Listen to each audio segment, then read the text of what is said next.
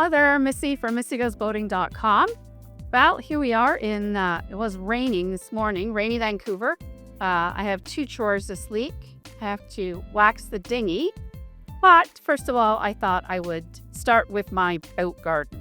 I'm going to plant some mixed lettuce greens, a herb garden, and some tomatoes, which I have in a pot over here, as well as lavender, which is my favorite, and I just love it on a hot summer day on the back deck. So let's get started.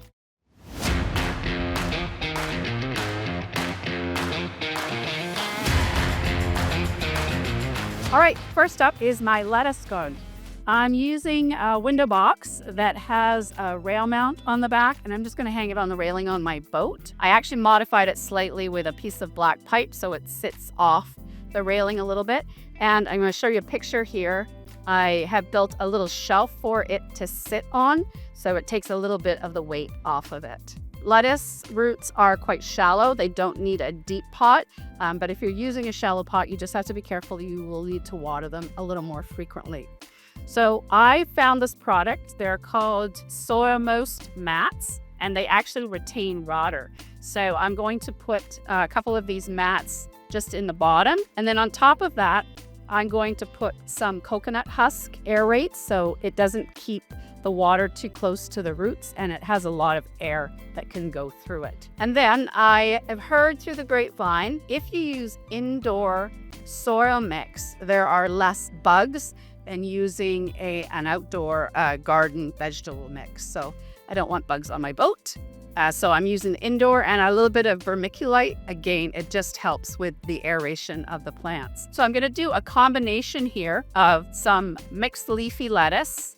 I've got a little bit of kale, of course. You love kale. These are just, it's a mescaline mix, but we have a lot of salads. So it's a great combination of the three. Also, I do a little bit of companion planting. I'm going to throw in a little bit of chives and a little bit of cilantro because they serve as a barrier against aphids. And I find even on the boat, we get aphids in the lettuce, so this will help. Lettuce sort of thrives in the early morning sun, and it's not so great in the hot sun. So I tend to either take it off the railing if I'm in a really hot spot and just put it down below in the shade and then bring it out. I think it's the salt really dries them out quickly and they start to get a little yellow. So then I'll just move them into the shade. The more you cut them, it seems the more they grow. We had so much lettuce. Again, last year we were giving away lettuce and tomatoes. When the plants start to die off or you've cut so much off of them, if you have friends that are flying in to visit you maybe, just ask them to bring up a head of living lettuce or perhaps a new plant and take the old plant out and replace it.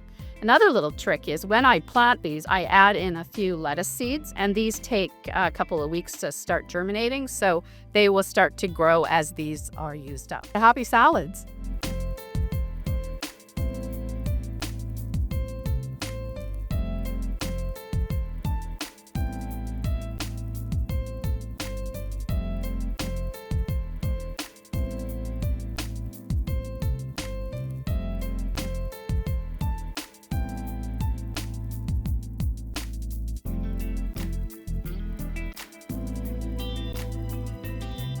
All right, next up, tomatoes. Last year, I bought some local tomatoes at one of the farmers markets, and for some reason, they did not do that well. The year before, I had bought some from Costco, and they were prolific. We were giving tomatoes away. We had so many. So this year, I went back to Costco, and I'm going to do Costco tomatoes again. Tomatoes don't like to get their roots very wet. They hate it to be soggy. So these pots actually have holes in the bottom, and they drain. So I just went to the dollar store and purchased a container, of course matches my boat. It has no hose in the bottom and it has a little riser. So it's going to sit up out of the water. I pre-measured and they fit perfectly. So I'm going to keep these on my back deck. I have a spot that's full on sun that they're going to love. They do dry out very quickly. So check them, just stick your finger in. If the top is dry, then give them a little bit of extra water in the evening. As they're growing, some of the bottom leaves are going to turn yellow and just pinch them off. Also, they have little suckers on them that take some of the energy away from the fruit. So I like to just pick those off as well. The other, and I don't know if this is a wives' tale or not, but the other thing I've heard is because we don't have a lot of bees out on the water when we're at anchor, you can just give them a little shake and that will help pollinate them. So happy tomato growing, and I hope you get lots of fruit this year. All right, so next up, I'm going to do my herb garden. And again, I'm going to continue with the companion planting, and I'm going to plant 2 separate ones. By coincidence, I have 2 matching pots. I don't know how that happened, but they're perfect on the boat. They're clay. They're quite heavy. They don't have holes in the bottom, so they're really great for my herb garden. Again, I'm going to put in one of the moisture mats and some coconut husk so that it has lots of air and the water stays at the bottom. For the companion planting, I'm actually going to put the rosemary and mint together. They are, again, voracious growers, but they like a little bit of space. They don't like to be so crowded, and they do like a little bit more sun than my other garden. So I will put that grouping together. And then for the other one, I'm going to do my cilantro, basil, chives, and I've got a little bit of parsley. They all like it a little bit cooler, so I have a great spot on my table. They get some morning sun, but then cooler in the afternoon. And herbs don't like to be watered necessarily every day. They prefer just a deep watering every couple of days. And don't forget to pinch them back. Again, the more you use them, the more they grow. And I use them for cooking and cocktails. Good luck with your herb garden.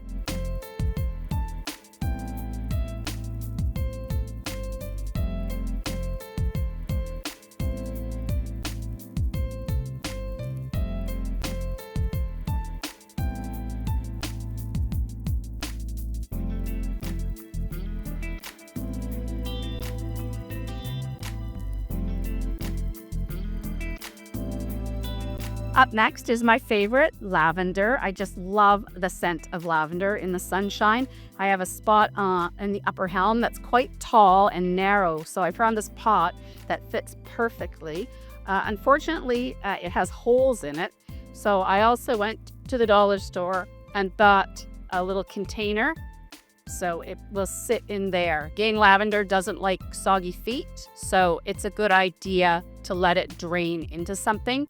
And again, I'm going to use my Soramos, the moisture mats, put that in. I'm going to put in a coconut husk and then a little bit of my vermiculite and dirt. This will be ready to go for the back deck. We actually thrive a little bit on neglect. So it needs a little bit less water than everything else. And I love taking off one of the little sprigs and using it as a cocktail skewer for my cocktails. As they're growing, pick off the tired parts, and that'll keep it looking tidy and healthy. So again, looking forward to lavender on my boat.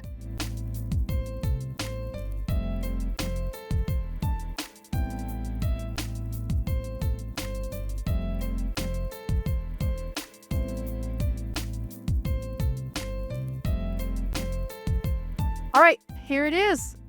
My summer boating garden. I've got lots of beautiful fresh greens, my savory herbs, some juicy tomatoes, and of course, my soul-soothing lavender, which I just love. All of them have, of course, the sora mats in it. They have a coconut husk, so that helps with the aeration and to keep them hydrated. Another thing I really love, especially for the lavender, these Miracle Grow singers. So it's one single little package. I just have a watering can on board, so it's not so messy.